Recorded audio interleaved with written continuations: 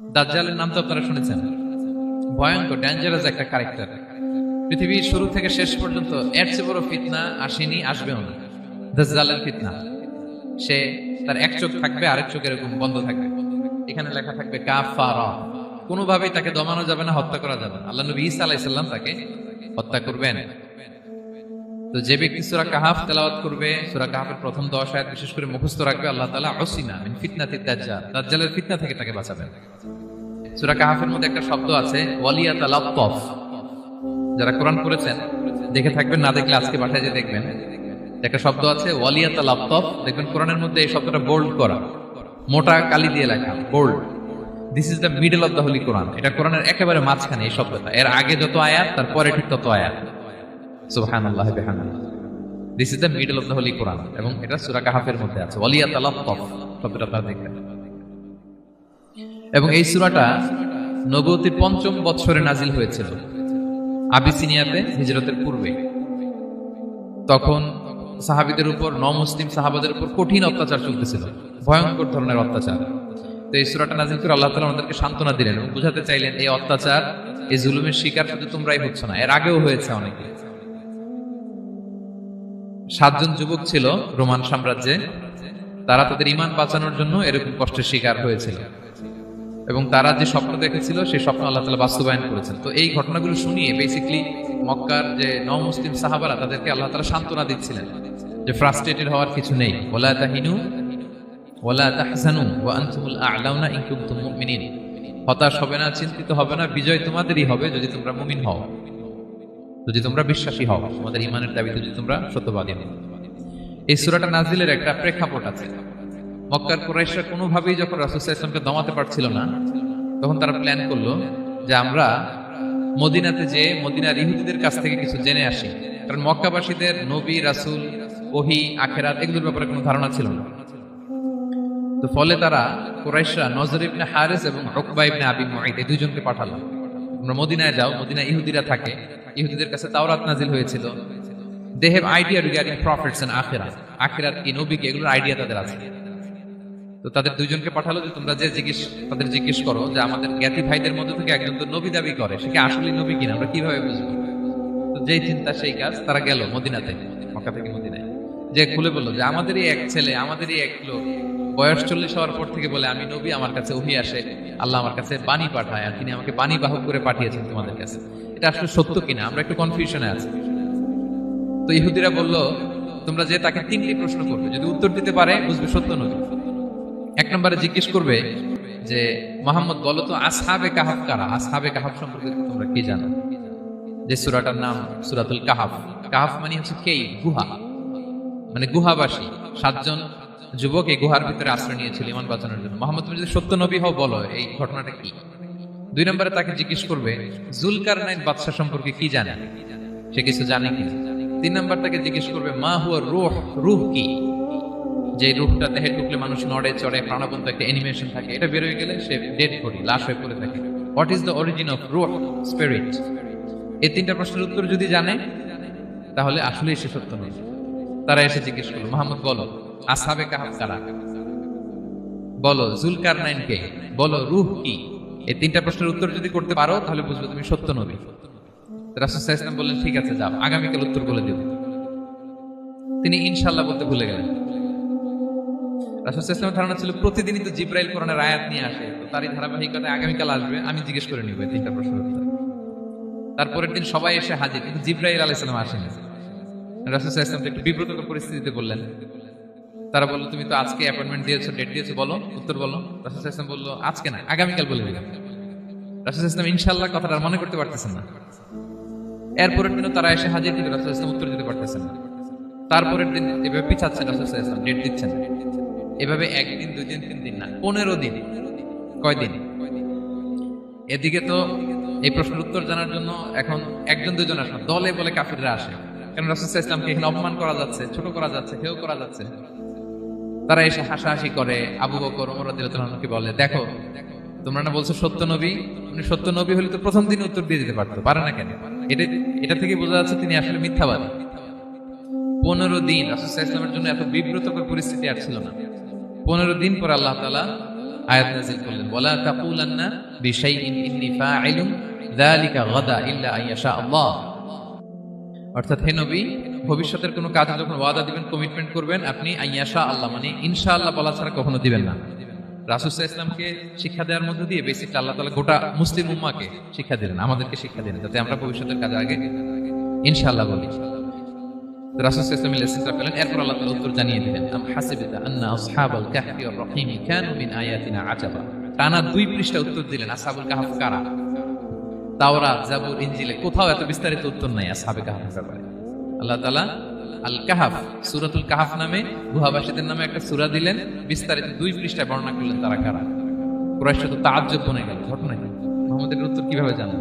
সে তো কারো কাছে পড়ে নাই, লেখে নাই, এই দেশের বাইরেও কোথাও যায় নাই। দ্বিতীয় প্রশ্ন ছিল যুলকারনাইনকে আল্লাহ আয়াত নাযিল করলেন, ওয়া ইয়াসআলুনাকা আন যিল কারনাইন কুল সাআতলু আলাইকুম মিনহু যিকরা। টানা আল্লাহ তাআলা প্রায় 1.5 পৃষ্ঠা, 1 পৃষ্ঠারও বেশি যুলকারনাইনের ঘটনা শোনালেন। আর রূহের কথা শোনালেন সূরা আল ইসরাতে, ওয়া ইয়াসআলুনাকা আনির রূহ কুলির রূহু মিন আমরি রাব্বি ওয়া মা উতীতুম মিনাল ইলমি ইল্লা কালিলা। রূহ এটা আল্লাহর স্পেশাল একটা অর্ডার, আল্লাহর আদেশে এটা ঢুকে আল্লাহর আদেশে বের হয়। এটা কেউ ছুঁতে পারে না, ধরতে পারে না, দেখতে পারে না, এটা আল্লাহর পক্ষ থেকে একটা মিরাকেল। 3টা প্রশ্নের উত্তর যখন আল্লাহ তাআলা দিয়ে দিলেন, রাসূল সাল্লাল্লাহু আলাইহি ওয়াসাল্লাম তাদেরকে সাবলীল ভাষায় শুনিয়ে দিলেন, তারা অবাক হয়ে গেল। এইটা হচ্ছে সূরাতুল কাহফ নাজিল হওয়ার প্রেক্ষাপট। এরকম একটা সিচুয়েশনে নবুয়তির 5ম বছরে আল্লাহ তাআলা এই সূরাটা নাজিল করেছেন। এই সূরার কিছু ফজিলত আছে। রাসূল সাল্লাল্লাহু আলাইহি ওয়াসাল্লাম জুমার দিনে এই সূরাটা আমাদেরকে তেলাওয়াত করতে বলেছেন। আপনারা তেলাওয়াত করেন তো? সূরা কাহফ যদি জেনে না থাকেন আজকে থেকে করবেন। রাসূল সাল্লাল্লাহু আলাইহি ওয়াসাল্লাম বলেছেন যে জুমার দিনে যে এই সূরা কাহফ তেলাওয়াত করবে, মান ক্বারা সূরাতাল কাহফি ফি ইয়াউমিল জুমআতি আদাআ লাহু মিনান নূরি মা বাইনাল জুমআতাইন। 2 জুমার মাঝখানে আল্লাহ তাআলা এই জুমার সময়টাকে তার জন্য আলোকিত করে দেয়। কি করে দেয়? আলোকিত করে দেয়। একটা নূর তার জন্য সেট করে, এই নূর তাকে হেদায়েতের পথে অবশিষ্ট রাখে। এটা হচ্ছে একটা। তাহলে জুমার দিন আমরা সূরা কাহফ তেলাওয়াত করব, মনে করি এটা সুন্নাহ। জুমার দিনের সুন্নাহগুলোর মধ্যে থেকে একটা সুন্নাহ হচ্ছে সূরা কাহফ তেলাওয়াত করা। আবার আরেকটা হাদিসে রাসূল সাল্লাল্লাহু আলাইহি ওয়াসাল্লাম বলেছেন, মান হাফিযা 10 আয়াতিন মিন আউয়ালি সূরাতিল কাহফি উসিমা মিন ফিতনাতিদ দাজ্জাল। যে ব্যক্তি সূরা কাহফের প্রথম 10 আয়াত মুখস্থ করবে, সে দাজ্জালের ফিতনা থেকে মুক্তি পাবে। তা আমরা দাজ্জালের ফিতনা থেকে বাঁচতে চাই কি চাই না? আমরা যেন সূরা কাহফের প্রথম 10 আয়াত মুখস্থ করি, সূরা কাহফ যেন জুমার দিন আমরা তেলাওয়াত করি। So now the question arises, what is the relationship of Suratul Kahf with Dajjal? দাজ্জালের সাথে সূরা কাহফের রিলেশনটার কারণ কি? একটা মেকানিজম তো এখানে আছে। এত সূরা থাকতে রাসূল সাল্লাল্লাহু আলাইহি ওয়াসাল্লাম কেন বলেন যে সূরা কাহফ পড়লে দাজ্জালের ফিতনা থেকে বাঁচবে? কারণটা কি? এর কারণ হচ্ছে দাজ্জাল আমাদেরকে যে সমস্ত জিনিস দিয়ে ফিতনায় ফেলবে, ওই ফিতনাগুলোর সলিউশন আল্লাহ তাআলা সূরা কাহফের ভিতরে রেখে দিয়েছেন। দাজ্জাল 4টা জিনিস দিয়ে আমাদেরকে ফিতনায় ফেলবে। That's trial of faith, 1 number. ঈমানের পরীক্ষা সে আমাদেরকে ফেলবে, আমাদের বিশ্বাস নিয়ে ছিনিমিনি খেলবে সে। এটার সলিউশন আছে সূরা কাহফ, আমি বলবো আস্তে আস্তে। 2 নম্বরে দাজ্জাল আমাদেরকে ফিতনায় ফেলবে, দ্য ট্রায়াল অফ ওয়েলথ, সম্পদ দিয়ে সে আমাদেরকে ফিতনায় ফেলবে। 3 নম্বর দ্য ট্রায়াল অফ নলেজ, জ্ঞান দিয়ে সে আমাদেরকে ফিতনায় ফেলবে। 4 নম্বর দ্য ট্রায়াল অফ পাওয়ার, ক্ষমতা দিয়ে সে আমাদেরকে ফিতনায় ফেলবে। দাজ্জাল 4টা জিনিস দিয়ে আমাদেরকে পরীক্ষায় ফেলবে। কয়টা? 1 হচ্ছে ঈমানি পরীক্ষা, 2 হচ্ছে সম্পদ দিয়ে পরীক্ষা, 3 হচ্ছে জ্ঞান দিয়ে পরীক্ষা, 4 হচ্ছে ক্ষমতা দিয়ে পরীক্ষা। সে ঈমানের পরীক্ষায় আমাদেরকে ফেলবে। সে এসে বলবে আমি তোমার রব, এবং এটা প্রমাণ করার জন্য যা যা দরকার আল্লাহ তাআলা তাকে সব দিবেন।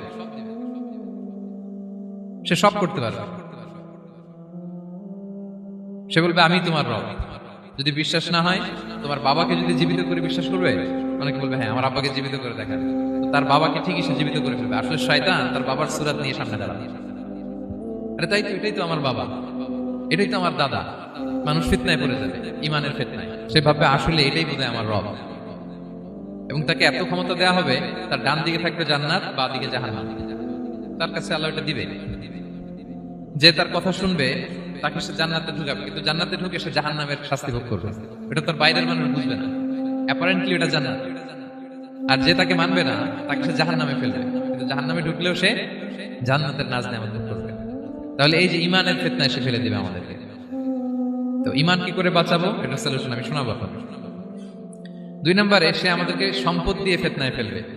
যার যা লাগবে সে তাই দিতে পারবে, যা লাগবে।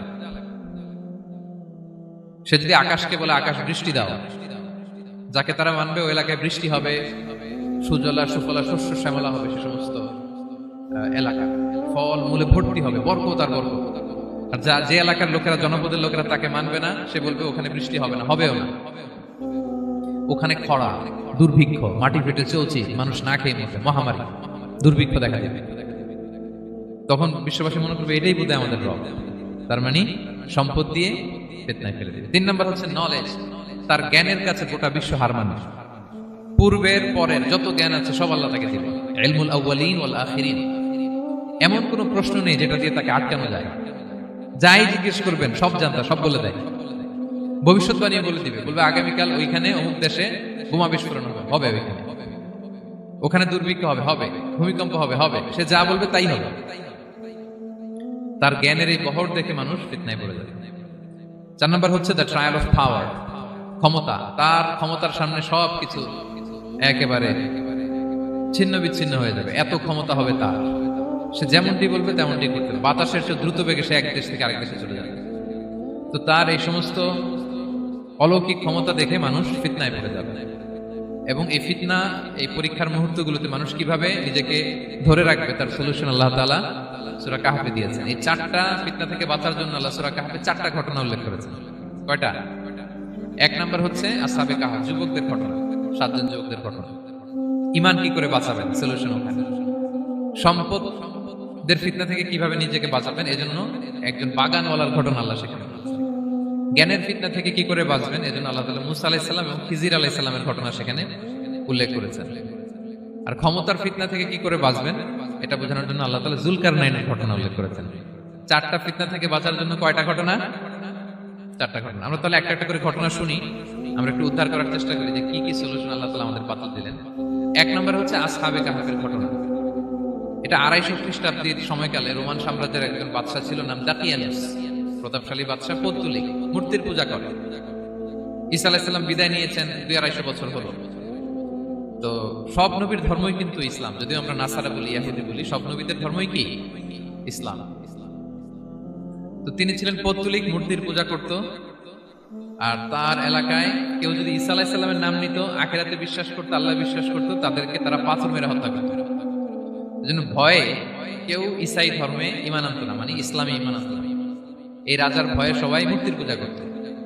কিন্তু 7 জন যুবক ছিল, তারা স্রোতে গা ভাসিয়ে দেয়নি, স্রোতের বিপরীতে তারা ঈমান নিয়ে দাঁড়িয়েছে। তারা ঈসা আলাইহিস সালামের রেখে যাওয়া সত্য ধর্মের উপর ঈমান এনেছিল, আখিরাতে তারা বিশ্বাস করত। তো এই 7 জন যুবকের কথা ছড়াতে ছড়াতে রাজা দাকিয়ানুসের কাছে চলে যায়। উনি তো রেগে মেগে আগে ডেকে পাঠালো 7 জনকে। তাদেরকে জিজ্ঞেস করলো, তোমরা কাকে মানো? বলতেছে এক আল্লাহকে মানি। সাহসী, খুবই সাহসী। বলতেছে তুমি কি জানো তোমরা কার সামনে কথা বলতেছো? আমি তোমাদের মৃত্যুদণ্ড দিতে পারি। তারা বলে দেন, কিন্তু আমরা সব বিসর্জন দিলেও ঈমান বিসর্জন দিতে পারবো না। সুবহানাল্লাহ। তিনি বললেন, তোমরা যুবক মানুষ, রক্ত গরম, আবেগে কথা বলতেছো, 3 দিন সময় দিলাম, যাও, ঈসার নাম ভুলে যাও, আখিরাত ভুলে যাও, আল্লাহর নাম ভুলে যাও। 3 দিন পরে তোমাদেরকে আবার ইন্টারভিউ নেব। ওই দিন যদি একই কথা বলো, পাথর মেরে 7 জনকে দুনিয়া থেকে উড়িয়ে দেব। তারা চলে গেল। এবার 7 বন্ধু মিলে পরামর্শ করতে লাগলো, কি করতে পারি আমরা, এই গুণে ধরা সমাজকে আমরা কিভাবে বাঁচাবো, এই পৌত্তলিকতার ছোবল থেকে এই ইফসিস নগরীকে বাঁচাবো কি করে। নগরীটার নাম ছিল ইফসিস নগরী। বর্তমানে এটা তুরস্কের ইজমির শহরে অবস্থিত। এখনো জায়গাটা প্রত্নতাত্ত্বিকদের ইয়েতে এটা সংরক্ষিত, এখনো টুরিস্টরা যায়। তো তারা বললো, আমরা ঈমান বিসর্জন দেব না, যদি আমরা ওদের কথা মেনে নিই আমরা তো মুশরিক হয়ে গেলাম। চলো আমরা এক কাজ করি, আমরা এলাকা ছেড়ে দিই। এই 7 যুবক আল্লাহর উপর ভরসা করে তারা বাড়ি ঘর, আত্মীয় স্বজন সব ছেড়ে দিয়ে, লোকালয় ছেড়ে দূরে একটা পাহাড়ের ভেতরে আশ্রয় নিল। পাহাড়ের ভেতরে একটা গুহা ছিল, এই গুহাকে আরবিতে বলে আল কাহাফ। কি বলে? এই সূরার নাম কি? সূরাতুল কাহাফ। তো তাদের সাথে সাথে একটা কুকুরও যাচ্ছিল। তারা বারবার তাড়িয়ে দেওয়ার চেষ্টা করতেছিল কুকুরটাকে, যাতে না যায়, কিন্তু কুকুর শুধু কান্না করে তার সাথে যাওয়ার জন্য ঘেউ ঘেউ করতেছিল। এই কুকুরটাকেও সাথে নিল। ভালো মানুষদের সাথে থাকলে কি হয় দেখেন, এই কুকুরের কথা, যেহেতু 7 জন ইমানদারের সাথে একটা কুকুর ছিল, এই কুকুরের কথা আল্লাহ সূরাতুল কাহাফে উল্লেখ করে দিয়েছে। ওয়া কালবুহুম বাসিতুন যিরাআইহি বিল ওয়াসিল। তো তারা ভিতরে গেল, যে প্রচন্ড ক্লান্ত, তারা ঘুমিয়ে পড়ল।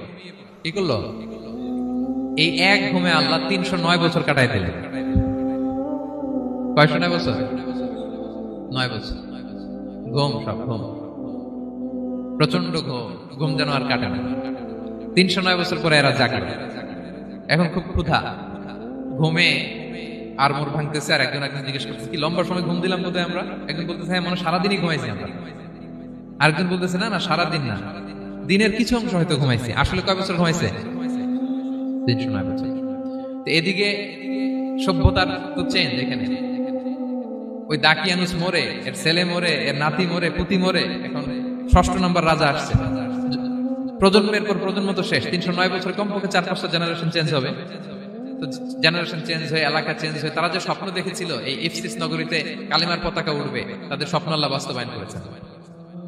309 বছরের ব্যবধানে এই এলাকার সবাই মুসলিম হয়ে গেছে। আল্লাহ চাইছিলেন ওদেরকে দেখাবে এটা, ওদের স্বপ্নটা যে বাস্তবায়ন হয়েছে এটা দেখাবে। ঘুম থেকে উঠছে, একজনকে তারা বললো যে লুকায় লুকায় চাদর মুড়ি দিয়ে কিছু রুটি নিয়ে আসো বাজার থেকে, যাতে তোমাকে না চিনে। চাদর মুড়ি দিয়ে যাও। কিছু পয়সা ছিল, মুদ্রা দিয়ে দিছে। তো সে যে যখন দোকানদারের কাছ থেকে রুটি নিয়েছে আর মুদ্রা দিছে, দোকানদার বলে, এই মুদ্রা কোত্থেকে আসলো? 309 বছর আগে মালয়েশিয়াতে রিঙ্গিট ছিল কিনা জানি না, যেভাবে ওরা ট্রানজাকশন করতে পারে, যেটা ছিল ওইটা যদি এখন কেউ দেয়, রাজধানী বিলাসে খাবার পাওয়া যাবে? হ্যাঁ। তো রুটিওয়ালা বলে, তুমি বর্তমান সময়ের মুদ্রা দাও, এটা দিচ্ছ কেন? বলতেছে, এটা তো বর্তমান সময়ের মুদ্রা। বলতেছে, এই যে মুদ্রার মধ্যে দেখো কোন সালের সিল দেওয়া, এটা তো শত শত বছর আগে। বলতেছে, কি বলে শত বছর আগে? আমি তো আজকে সকালেই বাজার করলাম, ওই বাজার করে যে টাকাগুলো ছিল ওইটাই তো পকেটে। বলতেছে, বলে কি? নিশ্চয়ই তুমি গুপ্তধনের সন্ধান পেয়েছো, হিডেন ট্রেজার। বলো। মানে তার সাথে এদের কথাবার্তা কিছু মিলতেছে না। পরে তাকে ধরে ওই সময়কার রাজার কাছে নিয়ে গেছে। ওই রাজা আবার মুসলিম, সবাই মুসলিম সবাই। সে যা বলে এরাও কেউ বিশ্বাস করে না, এরাও যা বলে এও বিশ্বাস করে না। আর এলাকায় এর বাড়ি ঘর আসবে কোত্থেকে? এর নাতি পুতি যা আছে 5-6 পুরুষ তো মরে সবাই কবরে। তখন তার কথা শুনে সবাই অবাক। তো এটা মিলানোর জন্য তারা 309 বছর আগের দাকিয়ানুস বাদশার সরকারি যে নথিপত্র, ওই পুরাতন ছিঁড়া নথিপত্র তারা বের করলো। বের করে দেখে ঠিকই দাকিয়ানুস নামে এক বাদশা ছিল, আর অনেক শত শত বছর আগে মোস্ট ওয়ান্টেড 7 জন যুবক ছিল, যাদের ব্যাপারে এক্সিকিউশনের অর্ডার ছিল। এখন দেখে তারা অবাক। লম্বা ঘটনা আমি শর্ট করে বলতেছি। পরে সবাই মিলে তাকে সহ ওই গুহায় গেল। গুহায় যাওয়ার পরে সে বাকিদেরকে ডাকতে গুহার ভিতরে ঢুকলো। আল্লাহ তাআলা 7 জনকে ওইখানে মৃত্যু দিয়ে দিলেন। চিরকালের জন্য এই 7 জন ঘুমায় পড়লো।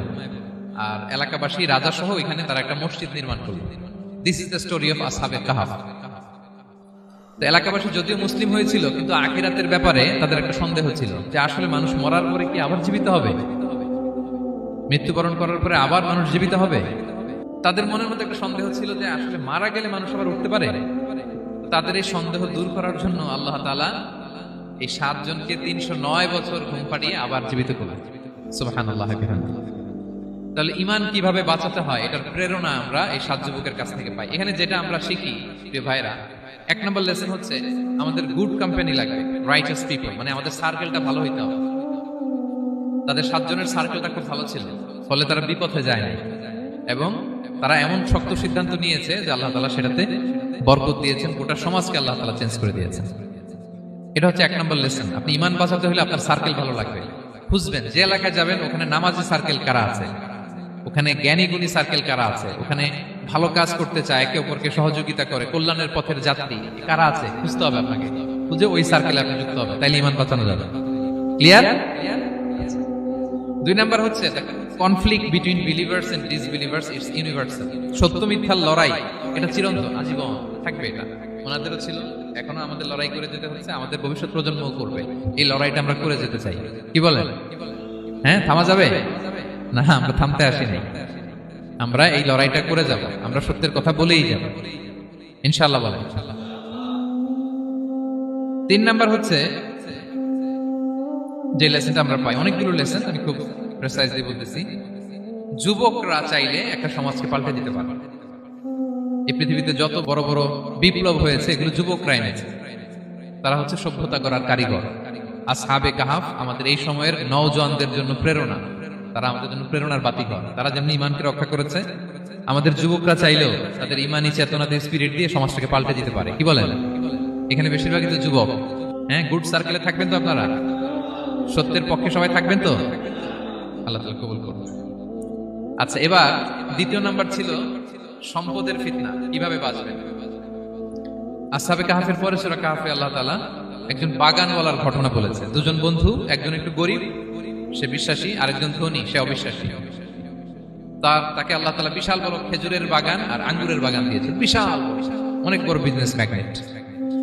তো এই সম্পদের অহংকার সে করত। সে প্রায় তার গরিব বন্ধুকে বলতো যে তোর চেয়ে আমার সম্পদও বেশি, সন্তানও বেশি, জনবল বেশি, লোকবল বেশি, অর্থবল বেশি, সব বেশি। অহংকারে তার পা মাটিতে পড়তো না। আর সে আখিরাতে অবিশ্বাস করত এবং সে বলতো যে এই সম্পদ আমারে বাঁচাবে, চিরকাল আমাকে স্মরণীয় করে রাখবে, এই সম্পদ কোনোদিন যাবে না। অনেক বড় বড় ধনীরা আছে, তারা এরকম মনে করে যে আমি এত বড় সিআইপি, আমি এত বড় বিজনেস ম্যাগনেট, এই দিন বোধহয় আর চেঞ্জ হতে পারে না, আমার আজীবনই বোধহয় এত পাওয়ার থাকবে, এত সম্পদ থাকবে। এটা ভুল ধারণা। এটা কি ভুল ধারণা? এই যে তুরস্কে দুর্ভিক্ষ হইল না, আপনারা দেখছেন না যে অনেক সম্পদের মালিক বাড়ি ঘর ভেঙে রাস্তার ফকির। এখন ওই যে রিফিউজিদের জন্য যে খাবার আসছে, ওখানে লাইনে দাঁড়াইছে, কারণ এখন লাইনে না দাঁড়ালে খাবারও তো মিলবে না। 1000 কোটি টাকার মালিক ছিল, ভেঙে চুরে সব শেষ। এখন রিলিফের নেওয়ার জন্য দুস্থদের কাতারে ওখানে দাঁড়াইছে, কারণ দাঁড়াইলে কিছু খাবার পাওয়া যাবে, খিচুড়ি পাওয়া যাবে, তা না হলে তো খাবারটাও মিলবে না। এই যে বঙ্গবাজারে আগুন লাগলো আমাদের বাংলাদেশে, 20টা-25টা দোকান ছিল অনেকের যাদের অন্যান্য বিজনেস আছে তারা হয়তো সার্ভাইভ করতে পারতেন, কিন্তু এমন অনেক ব্যবসায়ী ছিল সব শেষ, জ্বলে পুড়ে, তার টাকা পয়সা পুঁজি স্বপ্ন সব শেষ। তো ধনীকে গরিব বানাতে আল্লাহর 1 সেকেন্ডও লাগে না। ওই বিশাল প্রাসাদ থেকে টেনে ভাঙ্গা থালা হাতে দিয়ে রাস্তায় নামাইতে আল্লাহ কয় সেকেন্ড লাগে বলেন তো? 1 সেকেন্ডও লাগে না। সো এই লেসনটা কিন্তু আমাদের নিতে হবে। এবং ওই ব্যক্তির নসিবে তাই ঘটেছিল। সে যখন অহংকার করতেছিল, আল্লাহ তাআলা আকাশ থেকে হুসবান একটা আগুন পাঠালো। ওই আগুন এসে তার আঙ্গুরের বাগান, তার খেজুরের বাগান, বিশাল মাইলকে মাইল এই বাগান জ্বালিয়ে পুরো মুহূর্তের মধ্যে সারখার করে, এবং মুহূর্তের মধ্যে সে পথের ভিখারি, ফকির। এই ঘটনাটা এনে আল্লাহ তাআলা সম্পদশালীদেরকে রিমাইন্ডার দিলেন যে এই সম্পদের ফিতনায় তোমরা পড়ে যেও না।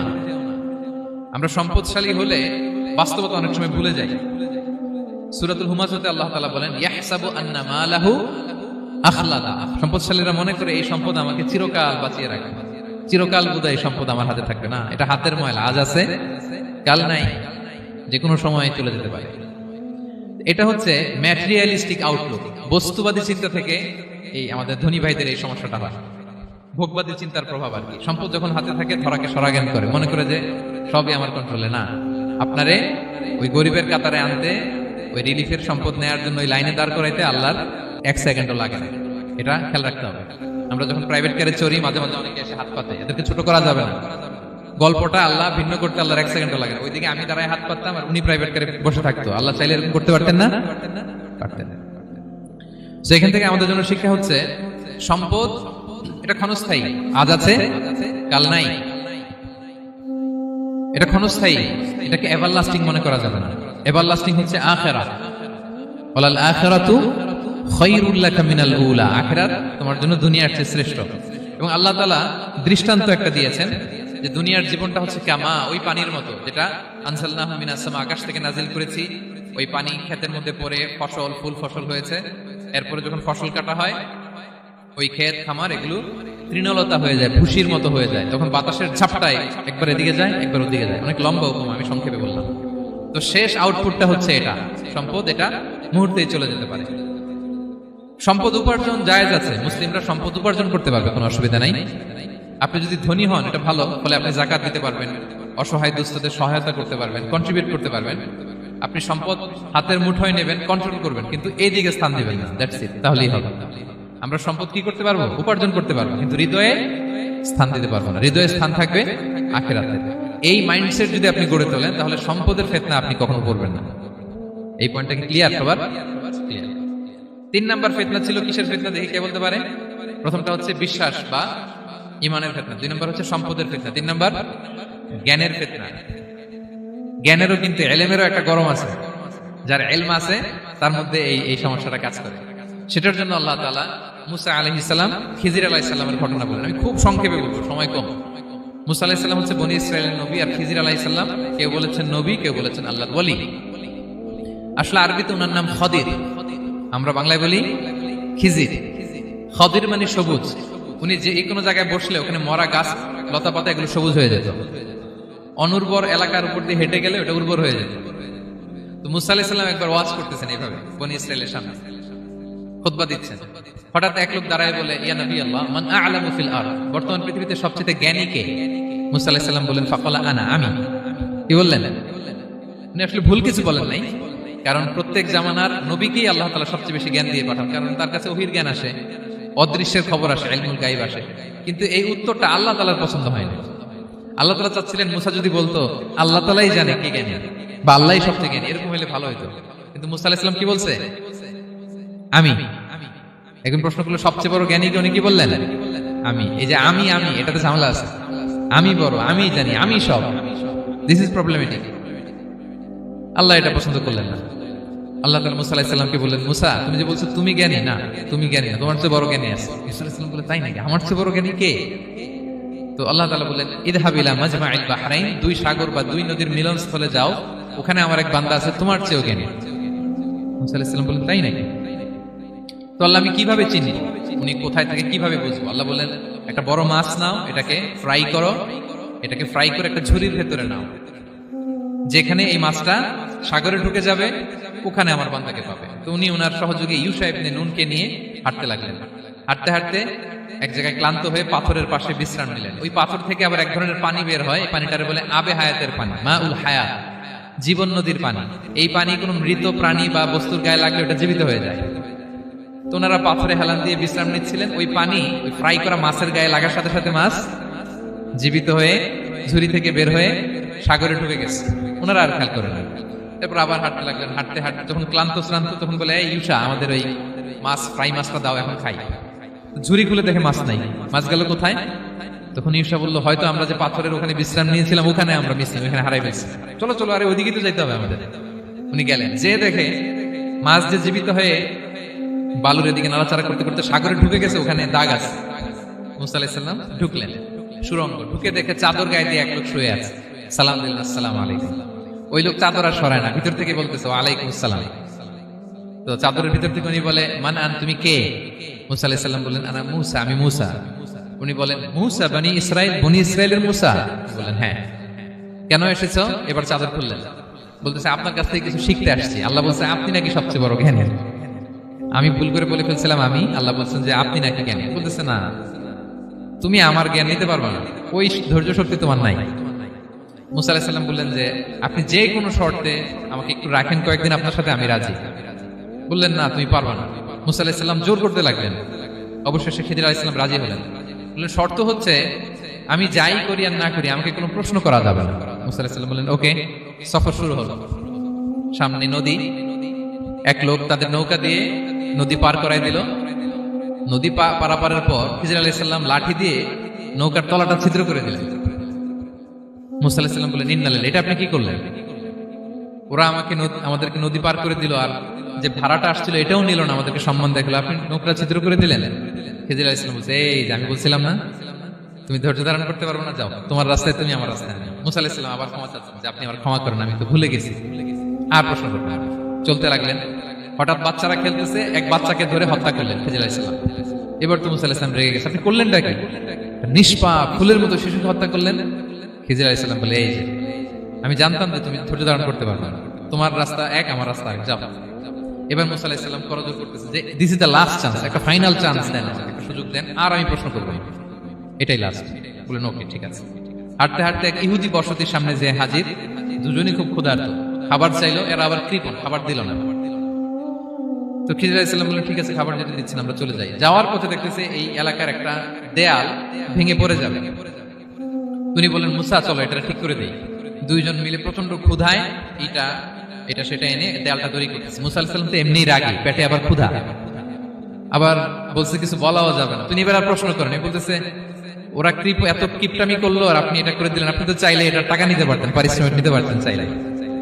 এই কথা বলার পর খিজির আলাইহিস সালাম বললেন, হাযা ফিরাকু বাইনি ওয়া বাইনি, এখানেই তোমার আর আমার সেপারেশন,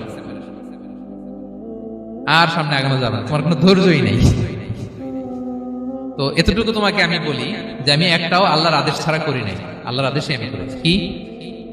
এক নম্বর হচ্ছে ওই যে আমাদের ভাড়া নিতে চাইলো না, আমাদেরকে পার করে দিল, নৌকাটা ছিদ্র করেছে কারণ এই এলাকায় একজন জালিম বাদশা আছে, সে নৌকা পেলেই গরিব মাঝিদের নৌকা সিজ করে নিয়ে যায়। তো এটাকে যখন তলায় ছিদ্র করে দিছি, রাজার লোকেরা এসে দেখবে যে এটা তলা ছিদ্র, পানি ঢুকতেছে, এটা নিবে না, ওরা পরে সামহাও এটা রিপেয়ার করে চালাইতে পারবে। মুসা আলাইহিস সালাম বলে সুবহানাল্লাহ, তাই তো, এটা তো আমি বুঝতে পারি নাই। আর ওই ছোট শিশুটাকে হত্যা করছি, ও অনেক বড় জালিম হবে এলাকা, তার ফিতনায় এলাকাবাসী তটস্থ থাকবে, সে তার মা বাবাকেও জাহান্নামে নেবে। এজন্য আল্লাহ তাআলা আদেশ দিয়েছেন আমাকে, আল্লাহর আদেশে আমি তাকে হত্যা করেছি। মুসা আলাইহিস সালাম বললেন তাই তো, এটা তো অনেক ভালো কাজ করছেন, তাইলে বলতেছে তাহলে ওইটা বলে, খাবারও দিল না, এত কৃপণ, এদের দেয়াল কেন ঠিক করতে গেলেন আপনি?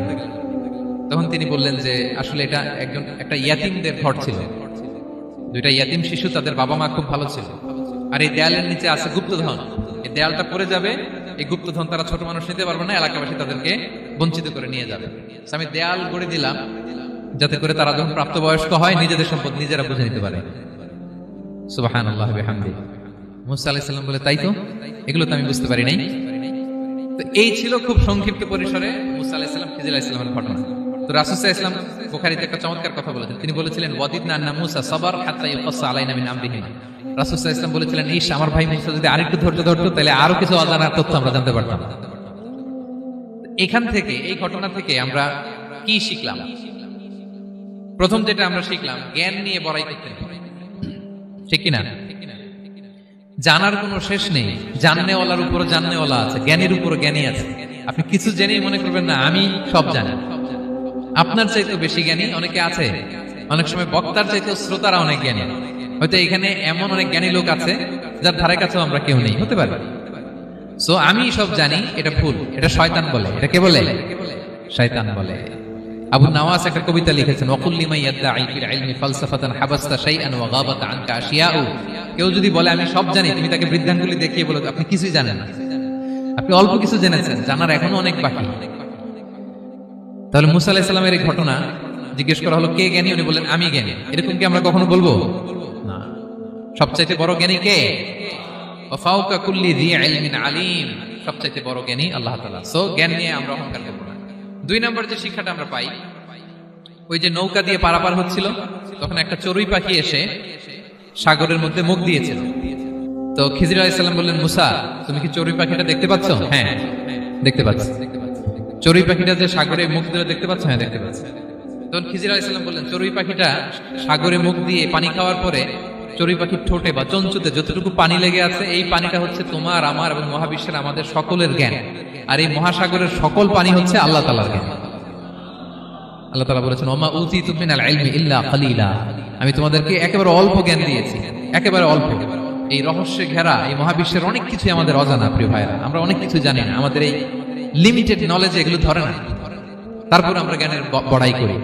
আপনারা উপমাটা বুঝতে পারছেন? একটা নৌকা থেকে চড়ুই পাখি ঠোঁট দিয়ে পানি খাচ্ছে, পানি খাওয়ার পরে স্বভাবতই চড়ুই পাখির ঠোঁটে একটু পানি তো লাগবে। খিজির বললেন যে এই পানিটা হচ্ছে তোমার, আমার, পৃথিবীর সবার জ্ঞান, আর এই সাগরের বাকি পানিগুলো কার জ্ঞান? এবার বুঝতে পারছেন আল্লাহ তাআলার জ্ঞানের পরিধি। আমরা জ্ঞান নিয়ে যেন কখনো কি না করি, বড়াই না করি। জ্ঞান দুই ধরনের, একটা বাহ্যিক জ্ঞান, একটা অন্তর্নিহিত জ্ঞান। External knowledge, internal knowledge. আমরা যখন কোরআন হাদিস পড়ি আমাদের বাহ্যিক জ্ঞান অর্জন হয়। কোরআন হাদিস পড়লেই আপনি জ্ঞানী হয়ে যান। এটা কোরআন হাদিস পড়তে হয়, এটা ডাইজেস্ট করতে হয়, এটার উপর আমল করতে হয়। এই জ্ঞান অর্জন শেষে এরপরে আল্লাহর প্রিয় বান্দাদেরকে আল্লাহ অন্তরে ইলমের নূর দেন, ইলহাম দেন। That is the knowledge, that is the pure knowledge. আপনি হাফেজে কোরআন হয়ে ভাইবেন না আপনি সব জানেন, আপনি বুখারী মুখস্থ করে ভাইবেন না সব জানেন। এই সব জ্ঞান অর্জন করার পরে ইলমের নূর হাসিল হয়, সেটা আল্লাহ সবারে দেয় না।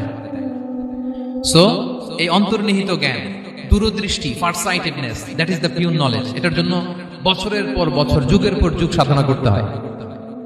সেটার জন্য এই জ্ঞান অর্জনের জন্য তিনটা জিনিস করতে হয় ইলমের নূর অর্জনের জন্য। কয়টা?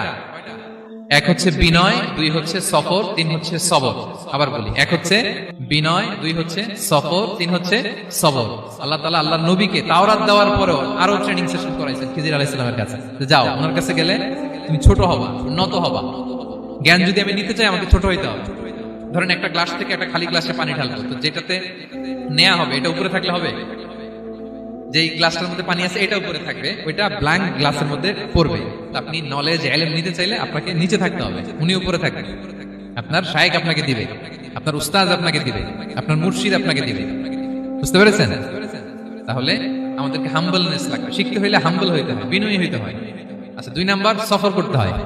এটা আল্লাহ মুসা আলাইহিস সালামকে দিয়ে করাইছেন, যাও পিছে পিছে উস্তাদের পিছে পিছে ঘুরো। তো এই জন্য সফর করতে হয়। এখন ঘরে বসে অনেক কিছু জানা গেল, উস্তাদের সান্নিধ্য লাগে, সফর করতে হয়। আমাদের ক্লাসিক আলেমরা হাদিস কালেকশনের জন্য শহরকে শহর সফর করতেন।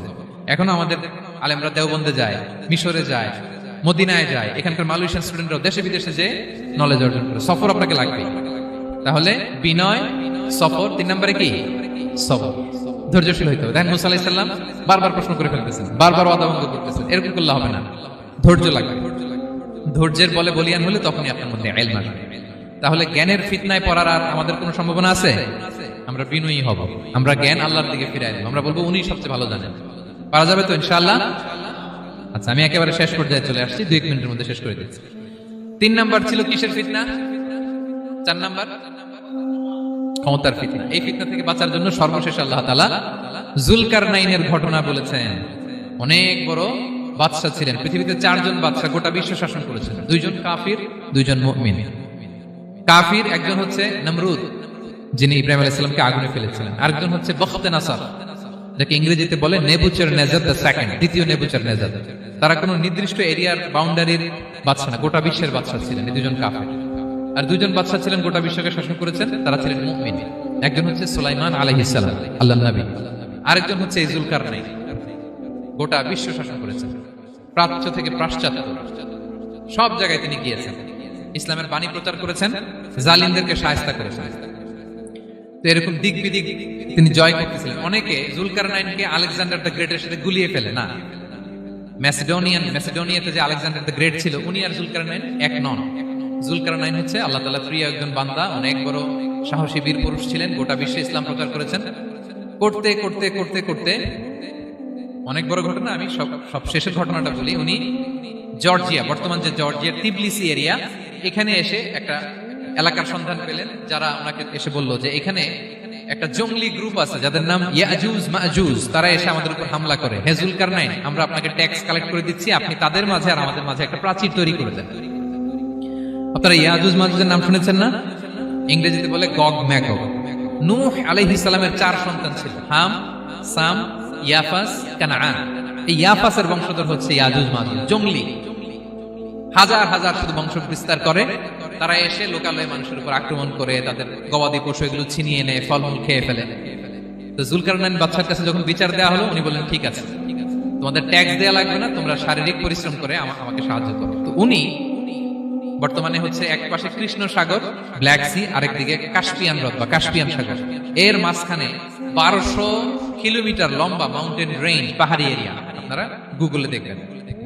এইখানে 2 পাহাড়ের মাঝখানে ফাঁকা জায়গায় তিনি বড় বড় লোহার পাত প্রথিত করলেন, গেড়ে দিলেন। এরপরে তামা, সীসা গালিয়ে বিশাল একটা ওয়াল তৈরি করলেন। এটা যুলকারনাইন উনার বানানো ওয়াল বা ড্যাম, প্রাচীর। এখন আর ইয়াজুজ মাজুজ আসতে পারে, ওরা আর আসতে পারে না। ওরা প্রতিদিন এটা ভাঙার চেষ্টা করে, কিন্তু ভাঙতে ভাঙতে আরেকটু ভাঙলেই ভেঙে যাবে। ওরা বলে আগামীকাল ভেঙে ফেলবে, ইনশাল্লাহ বলতে ভুলে যায়।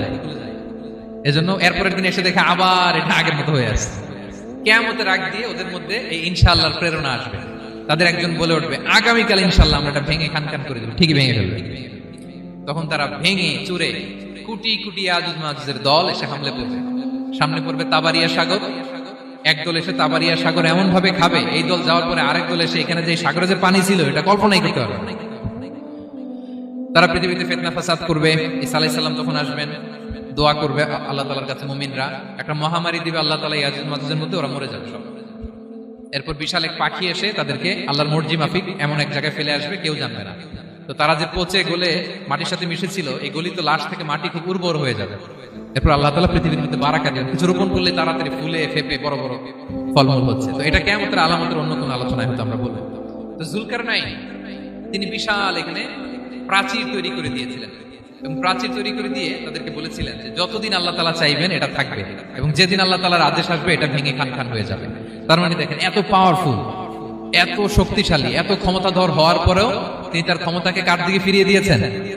যে আল্লাহ যতদিন চাইবে এই প্রাচীর টিকে থাকবে, যেদিন আল্লাহ তাআলার আদেশ আসবে এই প্রাচীর ভেঙে খান খান হয়ে যাবে। সো আমরা ক্ষমতার দেখা পেলে, চেয়ার একটা পেলে আমরা যেন জালিম হয়ে না উঠি, এটা হচ্ছে এখান থেকে শিক্ষা। আমরা যেন জুলুম না করি। উনি সম্পদের মালিক ছিলেন, ক্ষমতার মালিক ছিলেন, কিন্তু উনি যে আল্লাহর বান্দা এটা ভুলে যান নাই। আমরা যখন ক্ষমতাশীল হই, আমরা যখন প্রধানমন্ত্রী হই, আমরা যখন প্রেসিডেন্ট হই, আমরা যখন পাওয়ারফুল হই, আমাদের সবচেয়ে বড় পরিচয় যে আমরা আব্দুল্লাহ, আল্লাহর গোলাম, এটা আমরা ভুলে যাই। আমাদের আসল পরিচয় কি? আমরা আল্লাহর গোলাম। আমরা যে আল্লাহর গোলাম, এই চিন্তাটা, এই সেন্সটা যদি আমাদের মাথায় থাকে, তাহলে ক্ষমতা আমাদেরকে দাম্ভিক বানাতে পারে না, আর ওই ক্ষমতা আমাদেরকে ফিতনায়ও ফেলবে না। তাহলে সম্মানিত সুধী, দাজ্জাল কয়টা জিনিস দিয়ে আমাদেরকে ফিতনায় ফেলবে?